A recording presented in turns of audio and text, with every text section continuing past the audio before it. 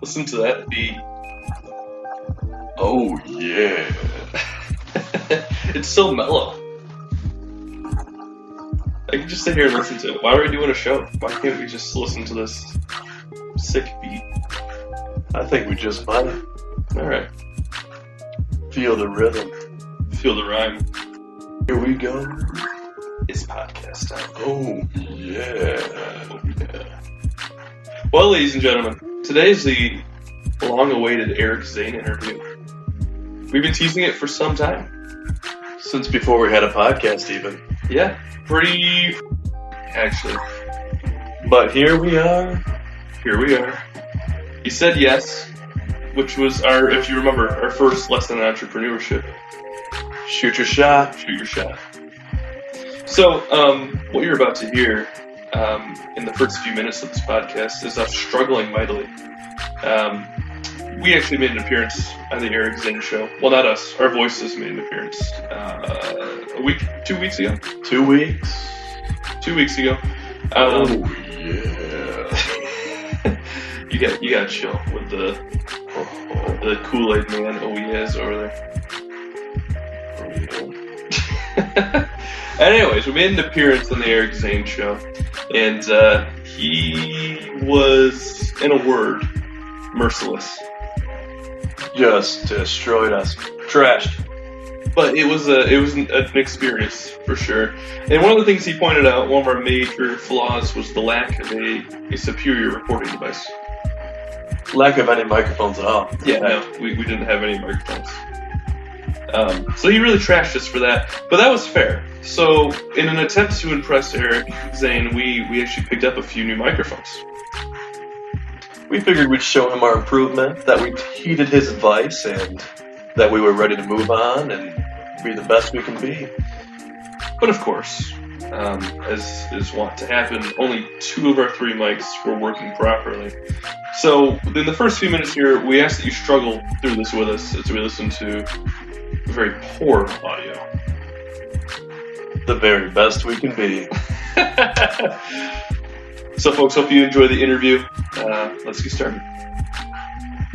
Oh, yeah.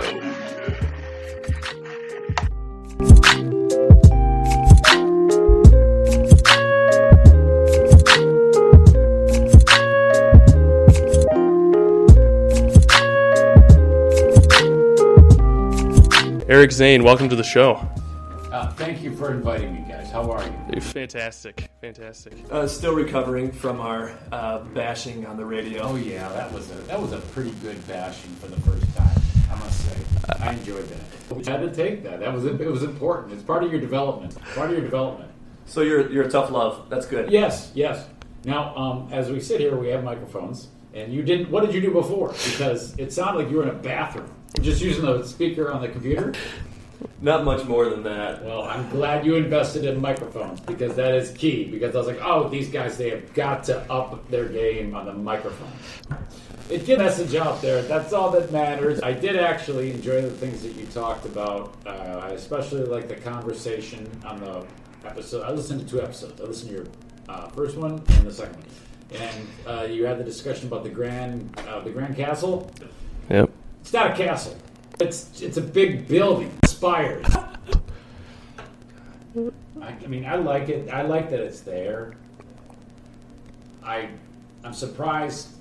I'm a little bit surprised at the location. Because aren't you like looking at Kirkstrip precast outside of your back window and Integrity Tree Service and stuff like that? Granville offers some scenic views for sure. Yeah. Oh my God. It's But that's like our claim to fame now. It's like we have our own. for Granville. It might not. Is it not technically classified? Did you do some research into that? No, not really. I've just seen that thing go up. And I Right. drive by it every single day. And I thought to myself, who the heck is going to actually live here? But I think he's selling it out. The guy who owns the place. Well, you look at the prices; they're not like out of this world. I mean, they're not really. I mean, I think they're about what you pay at any other place. I think you pay more downtown. That's why he's able to give them more for the dollar. and you're right there. You just hop on the expressway, and you're on your way. So, whatever. I mean, I can see it. I just To each his own. And this is where we fix the problem. You don't have to listen to my booming voice anymore. Moving on. Well, we were actually going to ask you, you talk about potential and getting into radio and podcasting and whatever else. Right. I think a lot of people from an early age think, oh man, how cool would it be to be on the radio? Was that kind of something that you felt growing up? Was it always kind of a dream of yours? Big time. I remember vividly some of my first memories as a child were with a big tape deck, putting cassettes in, and it had a microphone, and then I would have a stereo, and then the songs would play on whatever radio station I'm listening to, and I'd hold the mic up to the speaker, and when the song would end and the guy who was announcing would talk about whatever, I would put the mic over to me and I would do it. And then when he would stop talking and go to either commercial or music, I'd hold the thing back up there for like extended time, for like an hour. And so then I would get done and then listen back to it. And I was like, oh, this is the greatest thing in the world. I really enjoyed it. I was probably 7, 6, somewhere around there. And then, I would screw around with that and do dumb things like take the microphone and record farts and then play them back slow, play them back in reverse or whatever. Just ridiculous stuff like that. And we had so much fun doing that. I still do that to this day. Yeah, we get that, yeah. And then, I'm serious, I do. And then my high school, I'll never forget it, I was in 9th grade, and my high school actually started at 10th grade. And so last year of junior high school, there was a guy that came to the junior high school, and he ran a radio station at the high school. He was like the radio instructor. My high school actually had a radio station. No kidding. And he was looking for people who would wanted to go into his program. And so there was probably 10 people who wanted to do this. And so he talked to us, and I was like, oh, yeah, this is it, man. This is it. So then 10th grade starts, and I really enjoyed it, but I wish I still had some of that audio. I don't have it. But I was a real problem with my behavior in the class because I'm not kidding you.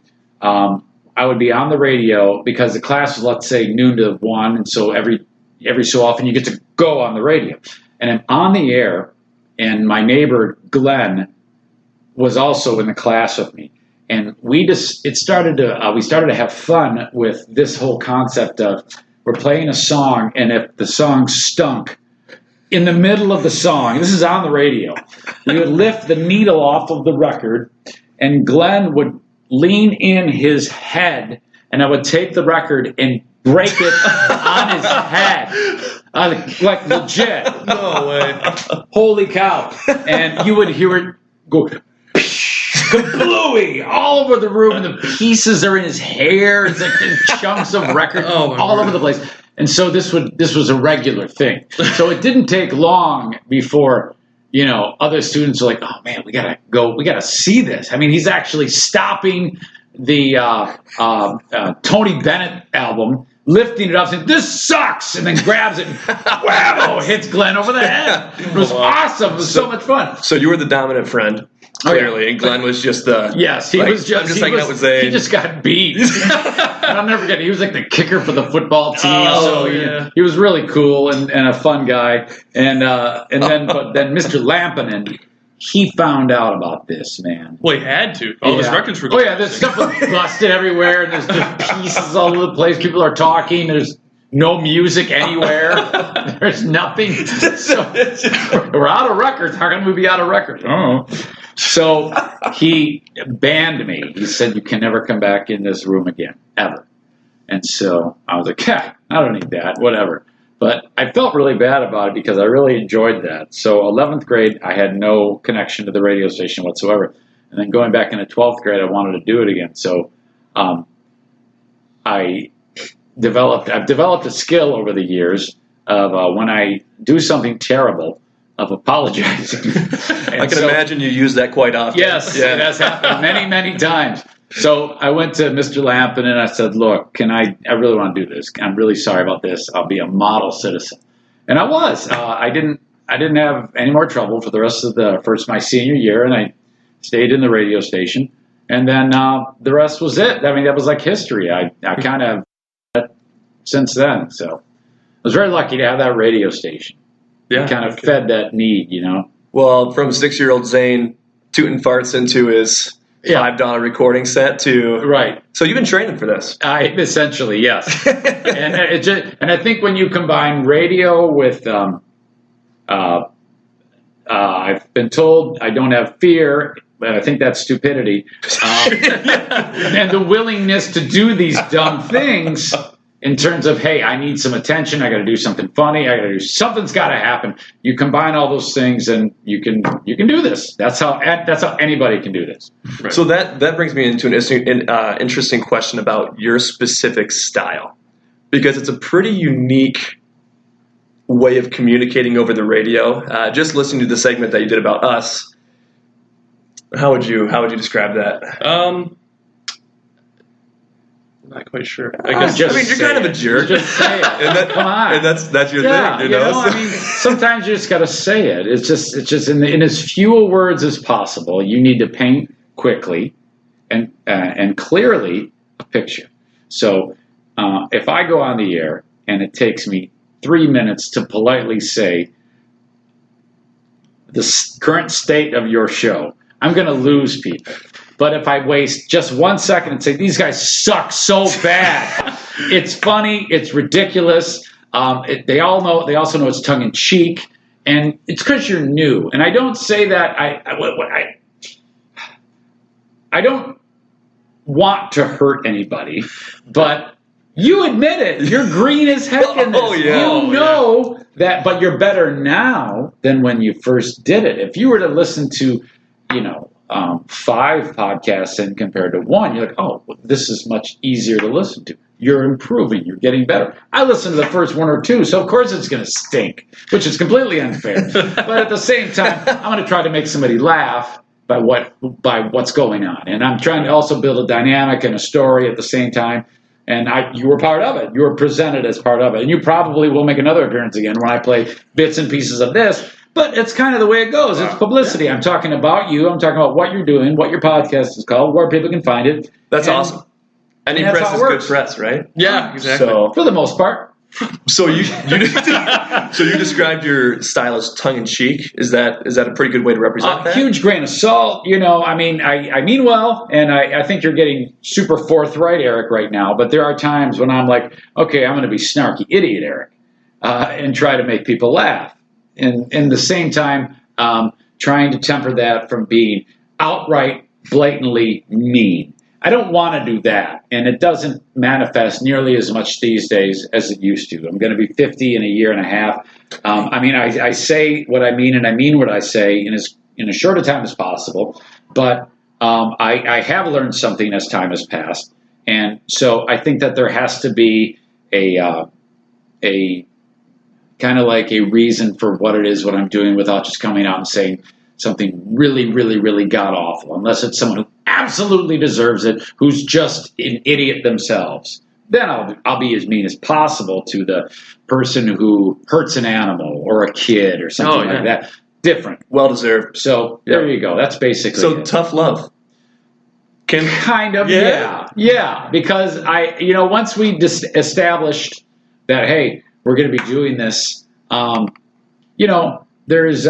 there's give and take involved. We're working together right now, and I know there's a story that I can present on the air about you guys, and if I can make the audience interested in it for 3, 4, or 5 minutes, great.